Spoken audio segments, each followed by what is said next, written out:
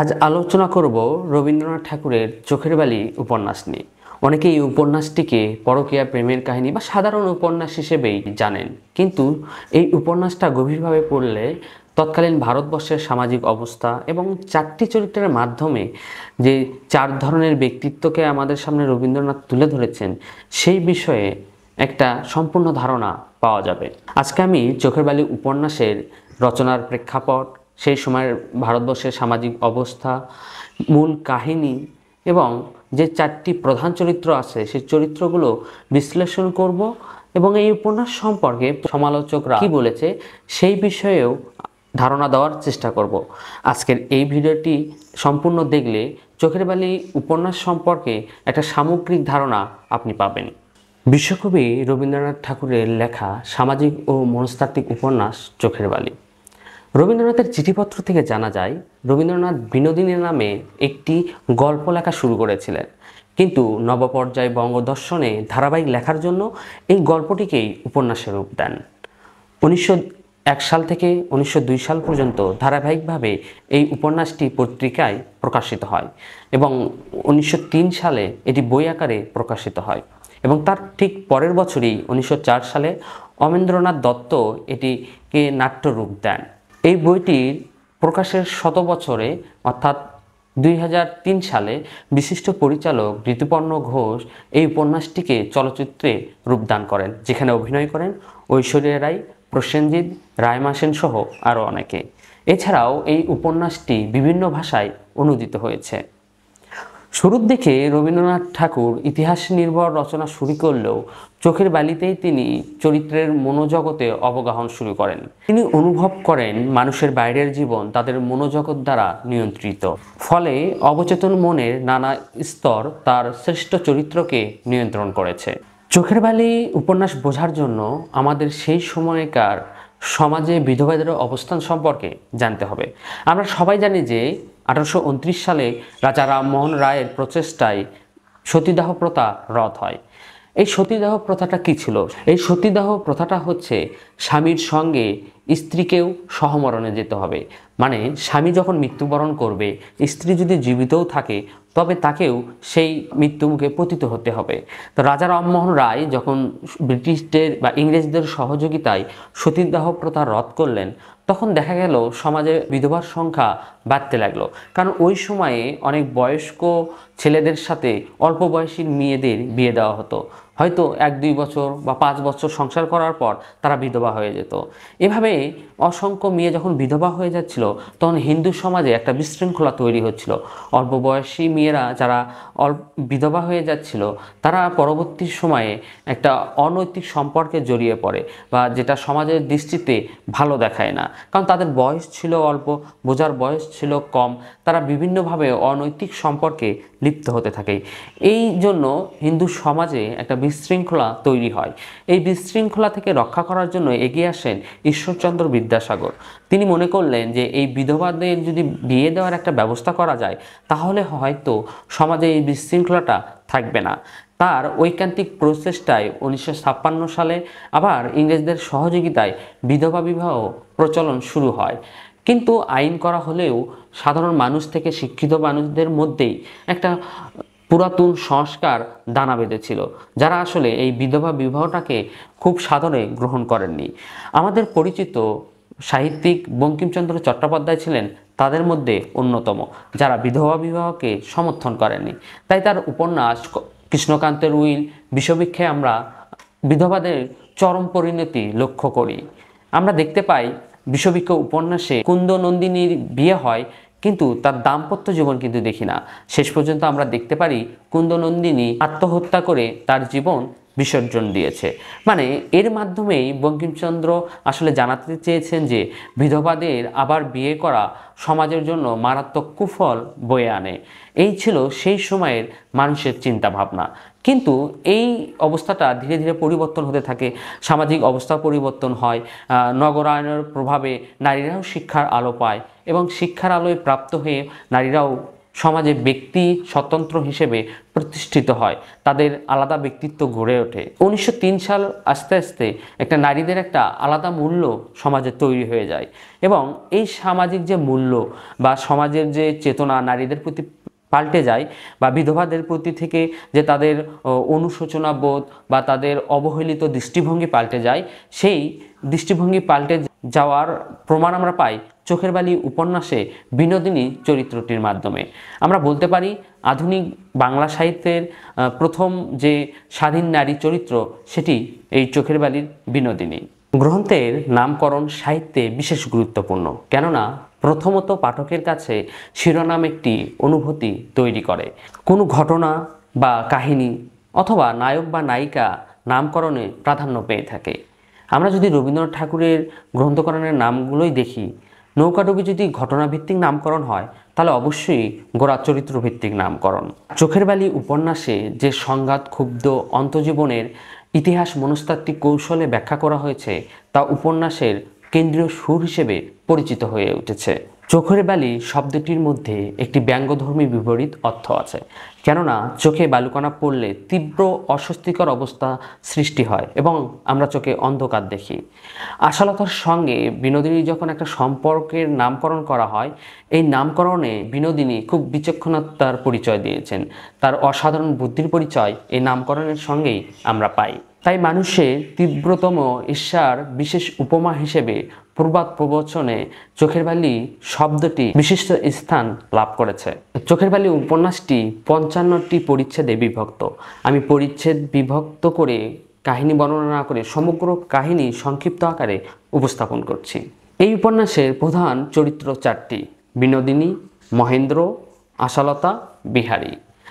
মহেন্দ্রর মা রাজলক্ষ্মী বিনোদিনীর সাথে বিয়ে দিতে চায় মহেন্দ্রের, কিন্তু মহেন্দ্র বিনোদিনীকে না দেখেই বিয়েতে মানা করে দেয়। তার কারণ ছিল সে যদি বিয়ে করে তাহলে মার প্রতি তার ভালোবাসা কমে যাবে, তার বউ এসে হয়তো মাকে দেখতে পারবে না। মায়ের সঙ্গে সম্পর্ক ছেদের আশঙ্কায় সে বিয়ে করতে নিষেধ করে দেয়। যদিও বিনোদিনী খুব সুন্দরী এবং বুদ্ধিমতী যুবতী হিসেবে মহেন্দ্রের সঙ্গে পরিচয় করে দেয়, কিন্তু কোনো কিছুতেই মহেন্দ্রকে রাজি করানো যায় না। এদিকে মহেন্দ্রের যে কাকিমা ছিলেন অন্নপূর্ণা, তার একটা অনাথ বোনঝি ছিল। সেই বোনের মেয়ের সঙ্গে মহেন্দ্রের বিয়ে দেওয়ার তার খুব শখ ছিল। সে মহেন্দ্রকে বলে যে অনাথ মেয়েটিকে বিয়ে করে উদ্ধার করতে। সেখানেও মহেন্দ্র রাজি হয় না। মহেন্দ্র রাজি না হওয়াতে অন্নপূর্ণা দুঃখ পাবে, এই কথা ভেবে মহেন্দ্র তার শৈশবের বন্ধু বিহারীকে আশালতাকে বিয়ে করার জন্য রাজি করায়। বিহারীও মহেন্দ্রকে খুব ভালোবাসে এবং মহেন্দ্রের কথা ফেলতে না পেরে আশালতাকে না দেখেই বিয়ে করার প্রস্তাব গ্রহণ করে। কিন্তু মহেন্দ্রর কাকিমা অন্নপূর্ণা চাচ্ছিল যে তারা আশালতাকে দেখেই বিয়েতে মত দিক, না দেখে সে কোনোভাবেই বিয়ে দিতে চাচ্ছিল না। এবং এই কাকিমার জোড়াজুড়িতেই তারা আশালতাকে দেখতে আশালতার জ্যাঠাইয়ের বাড়িতে যায়। সেখানেই প্রথম সাক্ষাৎ হয় আশালতার সঙ্গে মহেন্দ্রের। এর প্রথম দেখাতেই মহেন্দ্র আশালতার প্রেমে পড়ে যায়। সেখান থেকে ফিরে এসেই সে ঘোষণা করে যে আশালতাকে বিহারী নয়, মহেন্দ্র নিজেই বিয়ে করবে। এ নিয়ে শুরু হয় মহেন্দ্রের সাথে রাজলক্ষ্মী, মহেন্দ্রের সঙ্গে বিহারীর একটা মনোমালিন্য। যে মেয়েকে বিয়ে করার কথা ছিল বিহারীর, সে মেয়েকেই মহেন্দ্র কোনো কিছু না ভেবেই নিজেই বিয়ের ঘোষণা দেয়। শেষ পর্যন্ত তার যে এমন পর্যায়ে যায় যে সে ঘোষণা করে সে যদি বিয়ে করে তাহলে একমাত্র আশালতাকে বিয়ে করবে। এ নিয়ে রাজলক্ষ্মী খুবই মন খারাপ ছিল বা তার কোনো মতই ছিল না এই বিয়েতে, কারণ তিনি মনে করতেন যে তার যা অন্নপূর্ণা মহেন্দ্রকে হাত করার জন্য তার বোনের মেয়ের সঙ্গে বিয়ে দিচ্ছে। সেই মেয়ে যদি বিয়ে হয়ে এই বাড়িতে আসে তাহলে তার মূল্যটা হারিয়ে যাবে। কিন্তু শেষ পর্যন্ত তাকেও হার মানতে হয় মহেন্দ্রের জেদের কাছে। মহেন্দ্র ও আশালতার বিয়ে হয় খুব ধুমধাম করেই।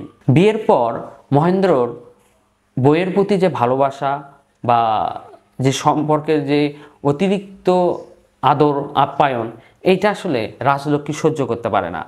রাজলক্ষ্মী চাচ্ছিল তার বৌমা বাড়ির সব কাজ নিজের হাতে করার জন্য গুছিয়ে লেখ, সংসারটা ঠিকঠাক করে নেক, যেন ভবিষ্যতে তাদের কোনো অসুবিধা না হয়। কিন্তু বিয়ের প্রথম থেকেই মহেন্দ্র চাচ্ছিল আশালতাকে কাছে পেতে। আশালতাকে এক মুহূর্তের জন্য সে ছাড়তে চাচ্ছিল না এবং সেজন্যই সংসারের কাজ থেকে আশালতাকে বিচ্ছিন্ন করে একটা ঘরের মধ্যেই প্রায় বন্দি করে রাখে। মহেন্দ্রের এই বেহায়াপনা না দেখার জন্যই এবং পুত্রের ওপর অভিমান করেই রাজলক্ষ্মী বাড়ি ছেড়ে বিহারীর সঙ্গে তার জন্মভূমি বারাসতে যায়। এদিকে মহেন্দ্র যখন বিনোদিনীকে বিয়ের প্রস্তাবটা নাকচ করে দেয়, তখন রাজলক্ষ্মী তার একটা দূর সম্পর্কের আত্মীয়ের সঙ্গে বিনোদিনীর বিয়ে দেয়। বিনোদিনীর বিয়ে দেওয়ার পর কিছুদিন পরেই সে বিধবা হয়। স্বামী মারা যাওয়ায় বিনোদিনীর শুরু হয় মর্মান্তিক জীবন। সেই বারাসতেই আবার পৌঁছে যায় রাজলক্ষ্মী ও বিহারী। সেখানে বিনোদিনীর সেবায় তৃপ্ত হয় রাজলক্ষ্মী। বিনোদিনীর অকৃত্রিম সেবা, স্নেহ ও আদর আপ্যায়নে রাজলক্ষ্মী মুগ্ধ হয়ে যায় বিনোদিনীর আচার ব্যবহারে। শেষ পর্যন্ত আমরা দেখি যে রাজলক্ষ্মী যখন কলকাতায় ফেরে তখন বিনোদিনীকে সঙ্গে নিয়েই ফেরে। গ্রাম থেকে কলকাতায় এসে বিনোদিনীর অন্য রূপ আমরা দেখতে পাই। মহেন্দ্র ও আশালতার সোনার সংসার দেখে সে ঈর্ষান্বিত হয়। সে আশাকে চরমভাবে ঈর্ষা করে। সে জানে আশার সংসারই তার সংসার হওয়ার কথা ছিল। আশা যে সুখ, শান্তি, ঐশ্বর্য ভোগ করছে এটা তারই প্রাপ্য ছিল। মহেন্দ্র যদি বিনোদিনীকে বিয়ে করতে রাজি হতো তাহলে এই সোনার সংসারে সে আজ কর্ত্রী হয়ে সুখে শান্তিতে বাস করত। আশা আর মহেন্দ্রর এই সোনার সংসারকে ভেঙে দেওয়ার একটা পরিকল্পনা মনে মনে ঠিক করে নেয় বিনোদিনী। সে আশাকে সাজিয়ে গুছিয়ে মহেন্দ্রর কাছে পাঠায়। সে মনে করে তার যে সাজ সজ্জা এটা যেন সেই আসলে মহেন্দ্রর কাছে যাচ্ছে, এইরকম একটা মনোভাব তার সব সময় ছিল। সে ছলে বলে কৌশলে আশার সঙ্গে একটা সম্পর্ক তৈরি করে নেয় এবং আশার মাধ্যমেই মহেন্দ্রের সাথেও একটা সম্পর্ক তৈরি করে নেয়। একসময় দেখা যায় যে বিনোদিনীর রূপ গুণে মহেন্দ্রও আশার প্রতি আসক্ত হয়ে পড়ে, কিন্তু মহেন্দ্র আশালতাকে খুবই ভালোবাসত। সে কারণেই সে বিনোদিনীকে ভুলতে একসময় চলে যায় কাশীতে তার কাকিমা অন্নপূর্ণার কাছে। সে হয়তো ভেবেছিল কাশীতে কিছুদিন থাকার পর বিনোদিনীর মোহ থেকে সে বের হয়ে আসতে পারবে, কিন্তু কলকাতায় ফেরার পর আসলে হয়েছে তার উল্টোটা। সে আরও প্রবলভাবে বিনোদিনীর দিকে ধাবিত হয়েছে, বিনোদিনীকে ভালোবেসে ফেলেছে। এক সময় দেখা যায় যে বিনোদিনীর হাত ধরেই সে বাড়ি থেকে বের হয়ে যায় মা এবং আশালতার কোনো চিন্তা না করেই। মহেন্দ্র যতই বিনোদিনীকে ভালোবেসেছিল, বিনোদিনী কিন্তু মহেন্দ্রের প্রতি ততটা আসক্ত ছিল না। সে মনে করতো মহেন্দ্র তার রূপে মুগ্ধ হোক, তাকে ভালোবাসুক, কিন্তু সে কখনো মহেন্দ্রকে ভালোবাসেনি। মহেন্দ্রকে মাধ্যম হিসেবে বিনোদিনী ব্যবহার করেছে। বিনোদিনী ভালোবেসেছিল বিহারীকে। একসময় আমরা দেখতে পাই যে মহেন্দ্রকে না জানিয়ে বিনোদিনী বিহারীর বাসায় যায়। সেখানে গিয়ে সে বিহারীকে তার প্রেমের কথা, ভালোবাসার কথা ব্যক্ত করে, কিন্তু বিহারী তাকে ফিরিয়ে দেয়। বিহারী আগেই প্রতিজ্ঞা করেছিল সে কখনো বিয়ে করবে না। আসলে সেই রাত্রেই বিনোদিনী কলকাতা ছেড়ে আবার গ্রামের বাড়িতে ফিরে আসে। এই গ্রামের বাড়িতে ফিরে আসার পর সেখানে যে সামাজিক অবস্থা ছিল, কানাঘুষা ছিল বিনোদিনীর বিরুদ্ধে, এটা নিয়ে সমগ্র গ্রাম কানাঘুষা শুরু হয়ে যায় এবং যখন তখন বিনোদিনীকে শুনিয়ে গ্রামের মানুষ বলা বলি করে। বিনোদিনীর একটা আশা ছিল যে তার এত রূপ, এত কাজ দেখে হয়তো বিহারীর মনে দয়া হবে, বিনোদিনীকে বিহারী আশ্রয় দেবে। কিন্তু দিন যত যেতে থাকে বিহারীর থেকে কোনো প্রত্যুত্তর সে পায় না। একসময় তার মনেও রাগ জন্মে ওঠে। সে মনে করে যে বিহারীর জন্য আমি মহেন্দ্রকে ছেড়ে দিলাম, কেন ছেড়ে দেব? আমার রূপ যৌবন কেন আমি নষ্ট হতে দেব? এমন সময় কলকাতা থেকে মহেন্দ্র গ্রামে উপস্থিত হয়। বিনোদিনী তখন আর কোনো দিকে না ভেবে মহেন্দ্রর সাথে আবার কলকাতায় ফেরে। মহেন্দ্র একটা বাসায় বিনোদিনীকে রাখে, বিনোদিনীর সঙ্গ লাভের জন্য সব কিছু করে, কিন্তু বিনোদিনী মহেন্দ্রকে কোনোভাবেই কাছে ঘেঁষতে দেয় না। একসময় মহেন্দ্রও বুঝতে পারে যে বিনোদিনীর মাধ্যম হয়ে সে কাজ করছে। আসলে বিনোদিনী তাকে ভালোবাসে না, ভালোবাসে বিহারীকে। মহেন্দ্র বিহারীর প্রতি রাগান্বিত হয়, ঈর্ষান্বিত হয়, তাকে ঘৃণা করতে থাকে, কিন্তু তবুও মহেন্দ্র বিনোদিনীর সঙ্গ লাভ করতে পারে না। এদিকে মহেন্দ্রর মা অসুস্থ হয়ে পড়ে। মহেন্দ্রকে জানানোর পরে মহেন্দ্র হয়তো কিছু সময়ের জন্য মায়ের সঙ্গে থাকে। আবার বিহারীর খোঁজ নিতে যখন রাজলক্ষ্মী মহেন্দ্রকে পাঠায়, মহেন্দ্র যাই জানতে পারে বিহারী তার বাসায় নেই, একটা জায়গায় বাসা নিয়ে সেখানে থাকার চেষ্টা করেছে। মহেন্দ্র ধারণা করে হয়তো বিনোদিনীর সঙ্গে বিহারীর একটা গোপন যোগাযোগ আছে। সে আবার বিনোদিনীর কাছে চলে যায়। বিনোদিনীকে নিয়ে সে পশ্চিমে হাওয়া খেতে বের হয়। তার মা যে অসুস্থ সেদিকে তার কোনো লক্ষ্য থাকে না। সে শুধু একটা চিঠি লিখে দেয় যে তার অবস্থা বা তার শরীর একটু খারাপ করেছে, সেজন্য সে পশ্চিমে ঘুরতে যাচ্ছে। মাকে দেখাশোনা করার জন্য অন্য একটা ডাক্তারের খোঁজ খবর দিয়ে যায় যে সে যেন নিয়মিত মাকে দেখাশোনা করে। এই কথা শোনার পর রাজলক্ষ্মীর খুব অভিমান হয়। সে মনে করে যে এর চেয়ে আমার মৃত্যুই ভালো ছিল। সে আর ডাক্তারের কাছে কোনো সাহায্যই নেয় না, কোনো ওষুধও খায় না, ওষুধ ফেলে দেওয়া শুরু করে। এত সবের মধ্যে আমরা একটা ভালো জিনিস লক্ষ্য করি আশার মধ্যে। সে আসলে যে ভীরু লজ্জাবতী বউ হিসেবে এই সংসারের প্রথম থেকে ছিল, এই দুর্ঘটনার পর আসলে সে সাহসী হয়ে ওঠে। সে লজ্জা ঝেড়ে ফেলে দিয়ে শাশুড়ির কাছাকাছি শাশুড়ির সেবা করা শুরু করে। তার জীবন থেকে যে বিনোদিনী তার স্বামীকে ছিনিয়ে নিয়েছে, এই দুঃখবোধ তার অন্তরে ছিল, কিন্তু এসবের বাইরেও সে স্বামীকে ভোলার জন্য শাশুড়ির সেবায় নিযুক্ত হয়। একসময় দেখা যায় যে বিহারীর সামনে আশালতা কখনোই বের হতো না, কথা বলতো না। একসময় বিহারী যখন আবার এই দুরবস্থায় তাদের পাশে এসে দাঁড়ায়, তখন নিঃসংকোচে আশালতা বিহারীর সামনে যায়, তার উপদেশ নেয় কিভাবে কি করতে হবে। এরকম নির্দেশনাও বিহারীর কাছ থেকে সে নিজে নেয়। আসলে আমরা একটা প্রবাদ শুনেছি যে মানুষ থেকে শেখে। এই থেকে শেখার বৈশিষ্ট্যটা আমরা আশালতার মধ্যে দেখতে পাই। মহেন্দ্র ও বিনোদিনীকে খুঁজতে বিহারী চলে যায় পশ্চিমে। সেখানে যে সে বিনোদিনীর সাক্ষাৎ পায়।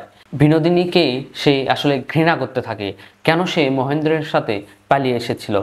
কিন্তু বিনোদিনী তাকে বোঝাতে চেষ্টা করে যে বিহারীর আশায় সে মহেন্দ্রকে সঙ্গী করে ঘুরেছে, সে আসলে অপবিত্র হয়ে যায়নি, সে বিহারীর জন্যই অপেক্ষা করেছে। বিহারী একসময় সেটা মেনে নেয় এবং মহেন্দ্র এবং বিনোদিনীকে আবার কলকাতায় ফিরিয়ে আনে। আমরা উপন্যাসের শেষটা একটু নাটকীয়ভাবেই শেষ হতে দেখি। এখানে রাজলক্ষ্মী মহেন্দ্র বিনোদিনী সবাইকে ক্ষমা করে দেয়। মহেন্দ্রও তার নিজের ভুল বুঝতে পেরে বিনোদিনী থেকে আলাদা হয়ে গিয়ে আশার সাথে একটা সদ্ভাব করে নেওয়ার চেষ্টা করে। একসময় বিনোদিনী বিহারীকে ভালোবেসেছিল, তাকে জানিয়েছিল। সে সময় বিহারী যেমন প্রত্যাখ্যান করেছে, আবার বিহারী যখন বিনোদিনীকে বিয়ে করতে চাইলো তখন বিনোদিনী সেটা প্রত্যাখ্যান করলো। উপন্যাসের শেষে আমরা দেখতে পাই যে বিনোদিনী সমাজ সংসার ছেড়ে অন্নপূর্ণার সঙ্গে কাশিতে চলে যায়। তবে এই উপন্যাসের শেষ অংশটা শেষ হয়েছে খুবই নাটকীয়ভাবে। আমি এই উপন্যাসের শেষ অংশটুকু আপনাদের পড়ে শোনাচ্ছি। আশা বিনোদিনীর কাছে আসিয়া অত্যন্ত করুণার সঙ্গে স্নেহের সঙ্গে বিষাদের সঙ্গে মৃদু স্বরে কহিল, দিদি তুমি চলিলে? বিনোদিনী আশার চিবুক ধরিয়া কহিল, হাঁ বোন, আমার যাইবার সময় আসিয়াছে। এক সময় তুমি আমাকে ভালোবাসিয়াছিলে, এখন সুখের দিনে সেই ভালোবাসার একটুখানি আমার জন্য রাখিও ভাই, আর সব ভুলিয়ে যেও। মহেন্দ্র আসিয়া প্রণাম করিল, বৌঠান মাপ করিও। তাহার চোখের প্রান্তে দুই ফোঁটা অশ্রু গড়াইয়া পড়িল। বিনোদিনী কহিল, তুমিও মাপ করিও ঠাকুরপো, ভগবান তোমাদের চিরসুখী করুন। এভাবেই উপন্যাসটি সব ভালোর মধ্যে দিয়েই শেষ হয়ে যায়। চোখের বালি উপন্যাস রচনাকালে রবীন্দ্রনাথ ঠাকুর কথা সাহিত্য চর্চায় পরিণত শিল্পী। তার জীবন বিষয়ক চিন্তা সুস্পষ্ট। তাই উপন্যাসের পাত্রপাত্রীর হৃদয়ের আলোড়ন পরিবারের তুমুল আন্দোলনের সৃষ্টি করেছে। বাংলা সাহিত্যে এই প্রথম আখ্যান চরিত্রের ওপর নির্ভর করেছে, চরিত্র আখ্যানের ওপর নয়। মানব হৃদয়ের দ্বন্দ্বমুখর রূপ চোখের বালি উপন্যাসে আমরা দেখতে পাই। এখন উপন্যাসের চরিত্র সম্পর্কে আলোচনা করব। এই উপন্যাসে অনেক চরিত্রের দেখা মেলে। তার মধ্যে প্রধান যে চারটি চরিত্র আছে তার চেয়েও সবচেয়ে যে প্রধান সে হচ্ছে বিনোদিনী। বাংলা সাহিত্যে বিনোদিনী একটি আকর্ষণীয় চরিত্র। সুন্দরী ও বুদ্ধিতে সে অন্যদের থেকে আলাদা। বিনোদিনীকে বাংলা উপন্যাসে আধুনিক নারীদের প্রথম প্রতিনিধি হিসেবে বিবেচনা করা যায়। বিনোদিনীর অন্তরের অনুভূতিগুলোকে ব্যাখ্যা করার জন্য রবীন্দ্রনাথ অনেকখানি সময় ব্যয় করেছেন এই উপন্যাসে। বিনোদিনীর পিতা বাড়িতে মেম রেখে বিনোদিনীকে শিক্ষায় শিক্ষিত করে তুলেছিলেন। সেই সময় ইউরোপের মিশনারি নারীরা চেয়েছিলেন হিন্দু ঘরের মেয়েকে পড়িয়ে শিখিয়ে সমাজে উপযোগী করে তোলার জন্য। তারা মনে করেছিলেন যদি শিক্ষায় শিক্ষিত হয় নারী, তাহলে সমাজে তাদের গুরুত্ব বাড়বে বা তাদের অধিকার সম্পর্কে তারা ধারণা পাবে। এই লক্ষ্যেই তারা বিভিন্ন মেয়েকে সে সময় পড়িয়েছে। সেই আলোকপ্রাপ্ত নারী হচ্ছে বিনোদিনী। সে শিক্ষিত হয়েছে, সে সেই সময়ের বঙ্কিমচন্দ্র, দীনবন্ধু মিত্রের গল্প বই পড়েছে। তার মধ্যে একটা সমাজ সংস্কারের চিন্তা চেতনা প্রথম থেকেই ছিল। উপন্যাসের শুরুতেই বিনোদিনীর কথা আমরা পাই রাজলক্ষ্মী আর হরিমতির কথোপকথনে, যেখানে বিনোদিনীর সঙ্গে মহেন্দ্রের বিবাহের কথা উঠে আসে। কিন্তু আমরা এও জানি যে মহেন্দ্র বিনোদিনীকে বিয়ে করতে রাজি হয় না। এই রাজি না হয় আসলে বিনোদিনীর কাছে একটা বড় আঘাত ছিল, কারণ সে শিক্ষিত ছিল, সুন্দরী ছিল, বুদ্ধিমতী ছিল। তাকে কেন মহেন্দ্র প্রত্যাখ্যান করবে? মহেন্দ্র রাজি না হতেও তার বিয়ে হয়েছে, এবং এমন লোকের সাথে বিয়ে হয়েছে যে কিছুদিনের মধ্যেই তাকে বৈধব্য বরণ করে নিতে হয়। শিক্ষিত যুবতী মেয়ে যখন অল্প বয়সে বিধবা হয়, সে কিন্তু চরমভাবে ভেঙে পড়ে, কিন্তু বিনোদিনী ভেঙে পড়েনি। দুর্বল চরিত্রের কোনো মেয়ে হলে হয়তো বা আত্মসমর্পণ করত দারিদ্র্যের কাছে, দুঃখের কাছে, কিন্তু বিনোদিনী তা করেনি। বিধবা হয়েও সে সমাজে দম্ভের সঙ্গে চলাফেরা করেছে, যদিও এই সময়ে হিন্দু সমাজে বিধবা হওয়া ছিল এক প্রকার অভিশাপ। রাজলক্ষ্মী বিনোদিনীর সেবায় যখন সন্তুষ্ট হয়ে তাকে কলকাতায় নিয়ে আসে, সেই নিয়ে আসে সংসারে যখন আশা আর মহেন্দ্রের সুখের সংসার দেখে, তখন তার অন্তর্জ্বালা তৈরি হয়। এই ঘরকে আমি রাজার রাজত্ব, এই স্বামীকে যে আমি পায়ের দাস করিয়া রাখিতে পারিতাম, তখন কি এ ঘরের এই দশা, এই মানুষের এই ছিঁড়ি থাকিত? আমার জায়গায় কিনা এই কচি খুকি, এই খেলার পুতুল? এখানেই বিনোদিনীর আচরণ ও ভাবনার মধ্যে সম্পর্ক রক্ষার কপটতা ও দ্বিচারিতার ভূমিকা স্পষ্ট হয়ে ওঠে। এখানে পাঠকের কাছে চোখের বালি নামের যে ব্যঞ্জনা, সেটা যেন স্পষ্ট হয়ে ওঠে। উপন্যাসে মহেন্দ্রের প্রতি বিনোদিনীর যে মনোভাব, সেটা আসলে দোদুল্যমান। সে পছন্দ করে মহেন্দ্র তাকে ভালোবাসুক, পছন্দ করুক, আবার তাকে দূরেও ঠেলে দিতে চায়। বিনোদিনীও মহেন্দ্রর দিকে আকর্ষণ অনুভব করে, আবার সে ভুলতেও পারে না এই মহেন্দ্রর জন্যই সে এই দুর্ভোগের শিকার হয়েছে। আশাকে যতটা ঈর্ষান্বিত করে, আবার আশার ছলাকলাহীন সরলতা বা তার কম বয়সের জন্য সহানুভূতিও তার প্রতি বিনোদিনী অনুভব করে। আবার উপন্যাসে আমরা এও দেখতে পারি যে বিহারীকে বিনোদিনী প্রথম দিকে তেমন লক্ষ্যই করেনি বা গুরুত্বই দেয়নি। একসময় এই বিহারীর ব্যক্তিত্বের প্রেমে পড়ে যায় বিনোদিনী। তার আচার ব্যবহার, ব্যক্তিত্ব, বোধ, চিন্তা চেতনার ভালোবেসে ফেলে বিনোদিনী। একদিন অসহায়ের মতো বিহারীর কাছে তার ভালোবাসার কথা প্রকাশ করে। বিহারীও প্রত্যাখ্যান করে বিনোদিনীর ভালোবাসা। উপন্যাসের শেষে আমরা দেখতে পাই যে বিহারী বিনোদিনীকে বিয়ের প্রস্তাব দেয়, কিন্তু বিনোদিনী বুঝতে পারে যে আসলে তাকে মনে প্রাণে ভালোবেসে বিহারী বিয়ের প্রস্তাব দিচ্ছে না। মূলত আশালতাকে সকল সমস্যা থেকে দূর করার জন্যই বিহারী বিনোদিনীকে বিয়ের প্রস্তাব দেয়। বিনোদিনী বিহারীকে খুব ভালোবাসলেও আসলে তার থেকে কোনো সহানুভূতি বা অনুকম্পা গ্রহণ করতে ইচ্ছুক ছিল না। সেজন্যই বিহারীকে সে প্রত্যাখ্যান করে। সে বলে যে তুমি যে আমাকে বিয়ে করতে চেয়েছো, এটাতেই আমি ধন্য। উপন্যাসের শেষে আমরা দেখতে পারি যে রাজলক্ষ্মীকে কষ্ট দিয়ে মহেন্দ্রকে নিয়ে বিনোদিনী পালিয়েছিল। রাজলক্ষ্মীর শেষ বয়সে আবার রাজলক্ষ্মীকে সেবার একটা সুযোগ সে খুঁজতে থাকে, এবং বিহারীর মাধ্যমে সে সুযোগটা পেয়েও যায়। রাজলক্ষ্মীও ক্ষমা করে দেয় বিনোদিনীকে। রাজলক্ষ্মী মৃত্যুবরণের পর এই সমাজ সংসার থেকে সে চলে যেতে চায়। অন্নপূর্ণার সঙ্গে কাশীতে চলে যায় বিনোদিনী। চোখের বালি উপন্যাসে প্রধান চরিত্র এবং কেন্দ্রীয় চরিত্র যদি বিনোদিনী হয়, তবে মহেন্দ্র উপন্যাসের প্রধান পুরুষ বা নায়ক চরিত্র। রাজলক্ষ্মীর একমাত্র পুত্র মহেন্দ্র অল্প বয়সে এমএ পাশ করে সে ডাক্তারি পড়া শুরু করে। মায়ের মতো তার মধ্যেও আত্মকেন্দ্রিকতার একটা লক্ষণ আমরা দেখতে পাই। মহেন্দ্রের বাল্যবন্ধু বিহারী। মা রাজলক্ষ্মীর একমাত্র গর্বের কারণ ছিল মহেন্দ্র, সব প্রকার স্নেহ দিয়েই মহেন্দ্রকে বড় করে তুলেছিলেন। উপন্যাসে আমরা দেখতে পাই মহেন্দ্রের নিজের ওপর কোনো নিয়ন্ত্রণ নেই। তার আচরণে অন্যদের উপর কী প্রভাব পড়তে পারে সে বিষয়েও তার কোনো চিন্তা ভাবনা নেই। যে আশাকে বিহারী বিয়ে করতে চেয়েছিল সেই আশাকেই মহেন্দ্র বিয়ে করার জন্য উঠে পড়ে লাগে। এতে যে অন্যদের সমস্যায় ফেলে দেওয়া হয় সে বিষয়ে তার কোনো অনুশোচনা বোধ ছিল না। আশাকে সে সুচিন্তিতভাবেই নির্ধারণ করেছিল। আবার যখন সে বিনোদিনীকে দেখে, বিনোদিনীর গুণ রূপ মুগ্ধ হয়, তখন তার অনুশোচনা বোধ তৈরি হয় কেন সে বিনোদিনীকে বিয়ে করেনি। এইরকম দোদুল্য মন নিয়েই উপন্যাসে আমরা মহেন্দ্রের চরিত্রটাকে দেখতে পাই। মূলত মহেন্দ্র ও বিনোদিনীর যে মনস্তাত্ত্বিক দ্বন্দ্ব, এই দ্বন্দ্বকে ঘিরেই উপন্যাসের কাহিনী গড়ে উঠেছে। উপন্যাসে মহেন্দ্র দ্বিধাজড়িত নায়ক।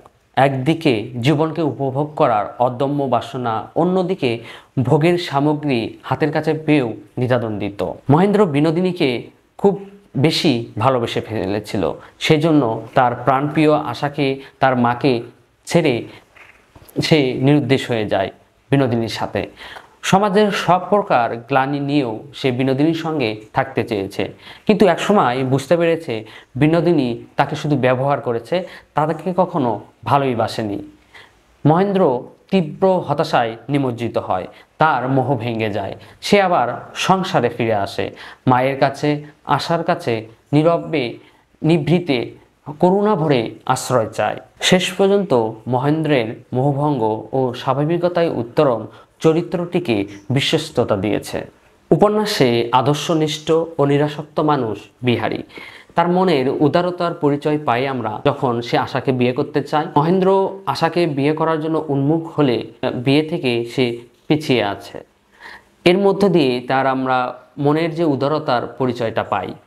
কিন্তু তার আত্মাভিমানেও আঘাত লাগে যখন কাকিমা অন্নপূর্ণাকে বলে বিবাহ করার জন্য তাকে যেন আর না বলা হয়। আমরা বুঝতে পারি মহেন্দ্রের মধ্যেও আত্মাভিমান আছে।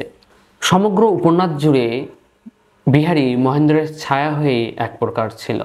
মহেন্দ্রের পরিবারের যে কোনো প্রয়োজনে নিঃস্বার্থভাবে এগিয়ে এসেছে বিহারী। রাজলক্ষ্মী ও অন্নপূর্ণাকে মাতৃস্নেহে শ্রদ্ধা ভক্তি করেছে। সে ছিল অনাথ, তার পরিবারের যেহেতু কেউ ছিল না, মহেন্দ্রের পরিবারকেই নিজ পরিবার রূপে গণ্য করেছে। তাকে বারবার আঘাত দিয়েছে আশা, মহেন্দ্র, রাজলক্ষ্মী, কিন্তু তবুও এই সংসার থেকে সে কখনো বের হয়ে যাওয়ার চেষ্টা করেনি। বিনোদিনীর ভালোবাসাকে সে প্রত্যাখ্যান করেছে। সে জানে মহেন্দ্র বিনোদিনীকে খুবই ভালোবাসে। বিনোদিনীকে সে গ্রহণ করলে মহেন্দ্র ও বিহারীর মধ্যে একটা দ্বন্দ্ব তৈরি হবে। আবার তার চিন্তায় আশার কথাটাও আছে, যে আশাকে একসময় সে বিয়ে করতে চেয়েছিল, কিন্তু বন্ধুর অনুরোধে সে আশাকে বিয়ে থেকে পিছিয়ে আসে। আশার প্রতি একটা গোপন অনুভূতি তার সব সময় ছিল।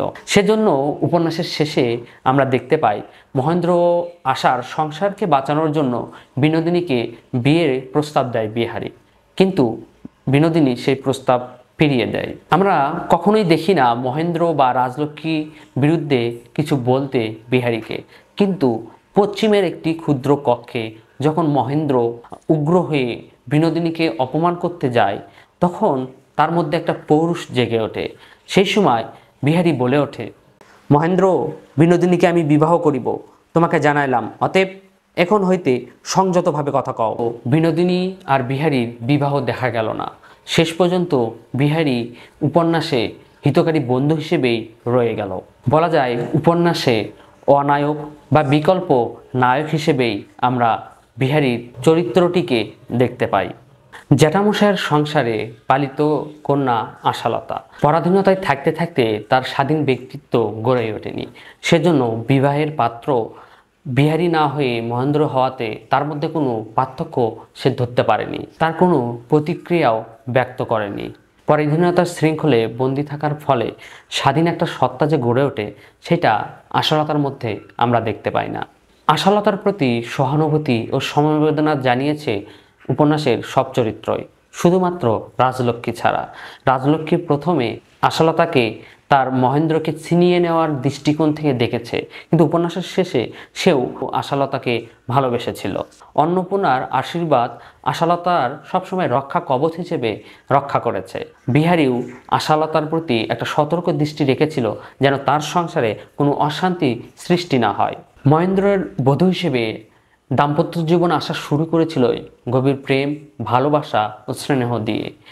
এই প্রেম দাম্পত্য জীবনের স্বামীর প্রতি, তার সখীর প্রতি এবং গৃহকর্ত্রীর কাছে তার আনুগত্যের প্রতি শ্রদ্ধা দিয়েই। সে আশাই করেনি মহেন্দ্র তাকে কোনোদিন ফাঁকি দিতে পারবে।